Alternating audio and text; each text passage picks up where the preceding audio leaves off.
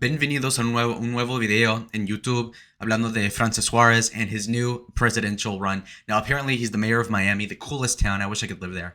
Basically, he's the party mayor. If you've seen his interview on the Nelk podcast, the Full Send podcast, immaculate performance. Again, the cool guy, like the handsome 45-year-old no homo, the Latino candidate. Let's see how he does. He's going to announce his presidency on Good Morning America, something like this. Some traditional white institution. We'll see what happens. He's a rhino, apparently, so he's not the most Trumpian, but we got to see what my uncle cooks up here. He's Cuban, allegedly, so let's go and click. All right. You and Good Morning America. Why are you running for president?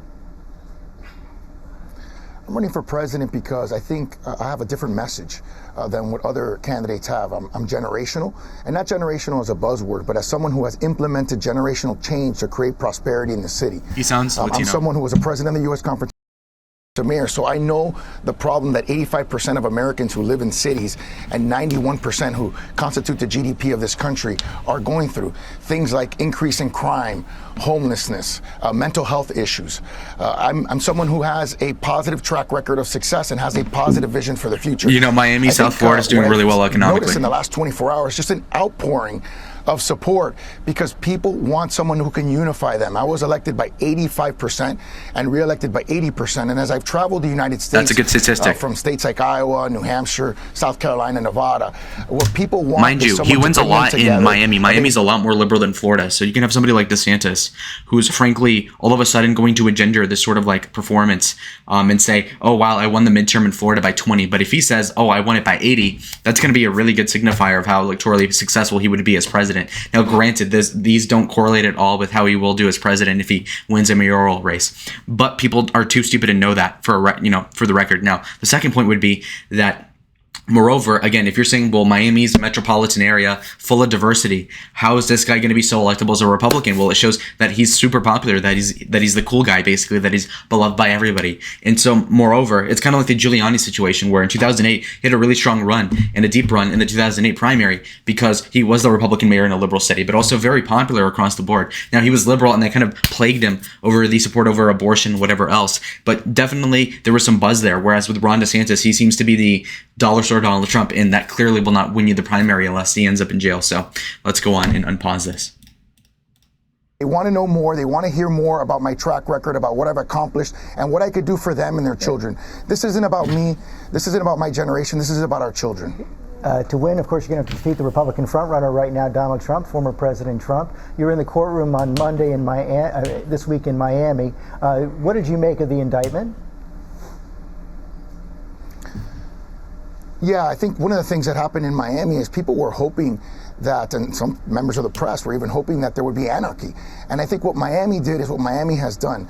We have lowered homicides to the lowest level. Sir, I asked you what you thought of the indictment. Sir, I asked you what you thought of the indictment. So he was trying to sidetrack over, like, I'm such a good mayor of Miami, I kept the peace, I'm a very reasonable person, but instead he's over here trying to kind of assuage everybody, kind of misdirect people's attention. He doesn't want to really pick a position on the Trump indictment because a lot of his electoral prospects rest on Donald Trump losing, obviously, and getting thrown in jail. But he can't also support that because then he looks like too moderate for the primary base. And, ethically, as a person, he probably doesn't want Trump in jail just because the charges are bogus, obviously, and he can very easily understand this. But then again, it helps him out. Now, he wants to avoid answering it, obviously, just like how a girl would want to tell you the body count. But, I mean, there's a good reason why you would want to lie about that, because there's a stigma if you give the wrong answer. And, ideally we'd want the politicians to be honest, but I can understand and relate to him wanting to lie there. Now, George Stephanopoulos, or whatever his name is, will press him hard on this, so let's see what happens. Will he squirm? Well, and I want to talk about Miami. I think if we continue to have a conversation about the former president, then the former president will be the nominee. Well, that's inevitable. I'm here to talk about why I'm running for president. Yes, but tell me what you think about the indictment. Do you think it shows that Donald Trump is fit to be president? I think what it shows is that people are frustrated in this country, particularly Republicans, who feel that there isn't an equal administration of justice. That's what I hear. That's what Republicans are telling me. And I think that's where their frustration lies. I think the fact that, we're in a presidential campaign. Stop it, dude. That is so fucking wrong, bro. The president be indicted multiple times is something that Republicans view as partisan and problematic in a country like ours, in a democracy like ours. But I'm asking you about the president. I'm asking you about President Trump's behavior. He's getting impaled by the fence. He's riding it so hard. You're one of your fellow challengers challengers to Donald Trump, Nikki Haley, said it showed incredibly reckless behavior. Did the president do anything wrong in the way he handled classified information? Well, I don't know all the details about how he handled classified information. I do know that the former president... You read the indictment, didn't you? Did you read the indictment? But here's where I would say, no, I didn't read it. I'm Mexican. What is he going to say? What did it say to you? What did it say to you? I mean, I'm just trying to get a simple answer to that question. I let you say why you're running for president. Yeah. Answer that question. Yeah, look, it's not what I would have done. I would have turned over the documents, but if I were the former vice president and the current president, I wouldn't have stored classified documents in my garage either. The former vice president of the United States under the current president, under the former president, also had issues related to classified documents. No, but there's a very big difference between those two cases. President Biden turned them over himself. Had Donald Trump turned over all those documents, he wouldn't have been charged. I'm asking you about his behavior. Do you think it showed concern for the proper concern for classified material? Do you think it was reckless? Do you think it was legal? Oh, I'm about to go off, bro. This white people logic of like, okay, well, the crime isn't that you had something dangerous on your possession. It's that you didn't give it back when they asked you. So theoretically, had they possessed it 10 minutes after he said no, there would have been no problem with national security. There would have been no charge. But instead, oh, he's obstructing justice. Who cares? All this like destiny liberal Reddit logic. Cut it out, people. Mostly white people. Again, oh my God, he had these documents. What did he do with them? He sat on them for like, what, 2 years? Nothing fucking materialized because it didn't really matter. But they're going to hold him because they're prosecuting him by virtue of him existing, not because he broke some sort of rule, as if other people aren't doing the exact same shit. Okay. Anyway. Like I said before, I'm not an expert on these kinds of matters, but I do want to say this, that this conversation is not a healthy conversation for the country. We should be talking about the issues that Americans care about. We shouldn't be talking about, candidates being indicted. And I think if we start having a healthier conversation in this country, which is, by the way, all the messages that I've received in the last 24 hours about how refreshing my candidacy is and how different it is because it's positive and unifying and focused on a positive future for Americans. Frankly, George, no disrespect to you, that's what the conversation I want to have. That's what my candidacy is going to be about. If my candidacy is going to be about responding to, things that former President Trump did, then there's not going to be much of a candidacy. He's joking, man. Not for any other Republican nominees. You're running against I'm running to be Donald the Trump. president of the United States. See, that's where you're wrong. I'm running to be the president of the United States, and I'm running against Joe Biden's America. An America where the poor get poorer, an America where America gets weaker, and America where if things don't change, China will be the lone superpower. That's what I'm running for. The fact that I have to be nominated in my party means that the people in my party have to believe in my vision. They have to believe in me, and they have to believe in my track record. I think that will happen naturally over the course of the next few months, beginning on August 23rd, when I have an opportunity to debate and show my vision to the country. And everything that I've seen in terms of how I've traveled the country has demonstrated that the more people get to know about me, the more that they want to know, the more that they hopefully will fall in love with a brighter tomorrow for themselves. You voted against Donald Trump twice before as he ran for president, but you'll pledge to support him if he gets the nomination so you can be on that debate stage? I think every single Republican candidate who wants to be on the debate stage has to pledge to support the nominee, and I will do that as well. I think it's going to be a great contest, hopefully, of ideas and ideals. Well, at least he's not retarded. To the nomination, and I think it's going to be a great conversation about the future of this country. I'm the only Hispanic candidate in both parties who's running. I think that's incredibly important because 20% of the country is made up of Hispanics that are trending Republican, and I'm focused on not just winning the 2024 election. I'm focused on creating a brand of politics that can win generational elections. Suarez, thanks for your time. No, senor, no muy bueno. Come on, man. Hi, everyone. George Stephanopoulos. Dude, he was getting felted. It was over. Francis Suarez, what are you thinking, buddy? Get it together. Holy jeez, man.